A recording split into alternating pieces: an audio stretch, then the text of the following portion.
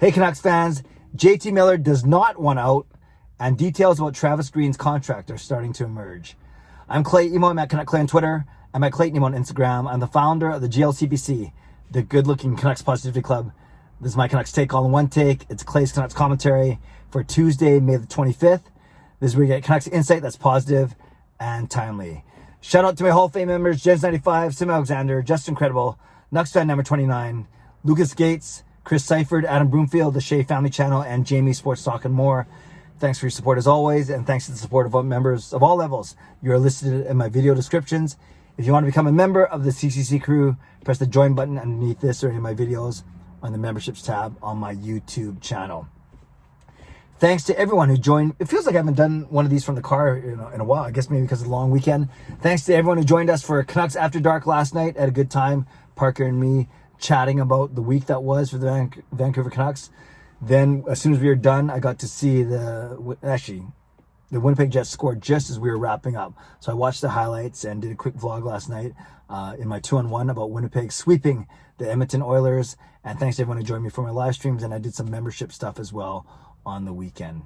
Okay, let's talk about two news items that I find very interesting. The first one is JT Miller. Now, in the middle of last week, there were rumblings, or as soon as the season ended, that JT Miller was one of a couple of veterans who might want to get traded out of Vancouver, might be asking for a trade. And then it was kind of like the hot topic for a couple of days, both JT Miller and Nate Schmidt's names as veterans on this team who did not have maybe, who had subpar seasons, although I thought Miller was pretty good actually, but maybe asking for a change of scenery. Well, that was quickly refuted by Elliot Friedman, who actually broke I think he was the one who may have spoken to the rumor in the first place, but then on Saturday on the weekend, he talked about the fact that he spoke to JT Miller and Miller said that, no, I want to play in Vancouver, that we have a good team here. And then the agent spoke to Steve Ewan of the province over the weekend and reiterated JT Miller's desire to stay here in Vancouver. So I think it was a lot of hubbalub, if that's even a word, much ado about nothing. I think it was people jumping on a story and trying to make a story out of a non-story.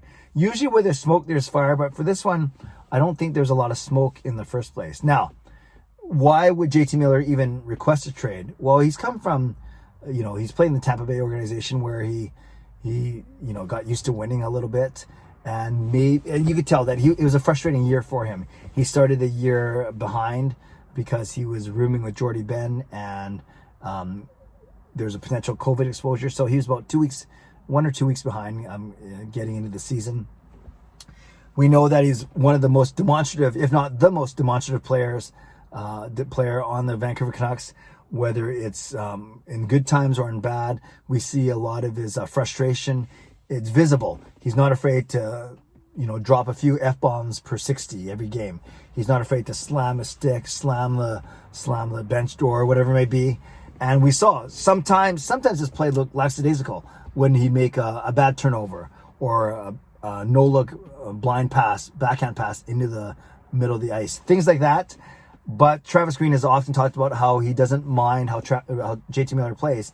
He didn't use the term high risk, high reward, but that's kind of what you get for all the good things he does and how passionate he is about the game. You also, I think his bad moments are more animated, more magnified as well. Now, JT Miller does have 2 years left on his $5.25 million contract. It comes up after 2 more years. The same time Bo Horvat's contract comes up. So that'll be interesting to see. And you got to also remember that JT Miller, maybe what he was most known for this season was the one speaking up, standing up for his teammates that day after a couple practices when they're supposed to come back and play the very next night. He said, no, there's no way that we're going to be ready to play an NHL game. And in essence, he helped the club get their schedule pushed back by another 2 days. So they started on a Sunday as opposed to a Friday night. I've witnessed him at a couple of team functions. He's very funny. He's very sarcastic. His teammates seem to really enjoy him. And, I saw him at a couple, like I said, a couple team functions, one of them being the golf tournament, the annual Jake Milford charity golf tournament. And he was pretty sarcastic, pretty funny. And yeah, like I said, you can tell that his teammates like him, and you hear a lot of good stories. You hear the way his teammates talk about him in the room, on the ice, that he's indeed a leader. And I've often said that I think he'd be in line, especially if Sutter leaves, him or Petey would be in line to take the A as the associate captain in Sutter's absence next season. So let's see if that comes to fruition. But yes, I do like JT Miller. I think when he's on top of his game, good skater, ferocious, check through the neutral zone. And I've always said that he's an excellent passer, not only a good finisher, but an excellent passer, especially from the face-off dots, even from the red line down. He makes a lot of good plays from behind the net, from beside the net. So obviously a very important part of this team. So it was comforting to me to hear that he does not want to trade out of Vancouver. And we'll see what he can build with probably Besser and Pettersson again next season. So that's JT Miller. All much ado about nothing, like I said. Glad that he's going to be here and stay here. At least that's the way everything is trending. The other piece of news I want to talk about today is Rick Dhaliwal on Donnie and Dolly shared that for Travis Green's contract, at least I presume it was from that show because he didn't tweet it, but I saw it shared by other people, is that Travis Green's contract is for about $2.5 million a year. Now, this makes sense. We talked a lot on this channel about whether or not he was going to get re-signed or not. And there likely was a bit of a compromise, a bit of negotiation. Travis Green probably took less term, but for more money. Or if you put it the other way, when it comes to Aquilini, he gave away more money for less term. So, we heard Rob Brendamore's contract of $1.8 million, but then we recognize that, there's special circumstances there, how tied Brindamore is with the Carolina Hurricanes and that community. So maybe Travis Green would use that as a starting point. And, I think there are a lot of thoughts about $2 million, and that would seem reasonable. But the report is that Travis Green is making $2.5 million over each of the 2 years, $5 million contract, obviously, 2.5 times 2. And that's a lot more than $2 million for sure. But I guess when Travis Green agreed that it wouldn't be a 3 or 4 year, rather a 2 year, to match it up against the expiration of Jim Benning's contract, then he was able to ask for more money. So again, it sounds like it's 2 years, $5 million in total. So good for him, but that doesn't put him anywhere close to the highest paid coaches tier, because I looked on Cap Friendly. There's a lot of guys making $4.5 million, and those are the Todd McClellans of the world. Those that, even Dave Tippett makes, I think, 4.7 or something like that. So there's a lot of the more experienced coaches for sure.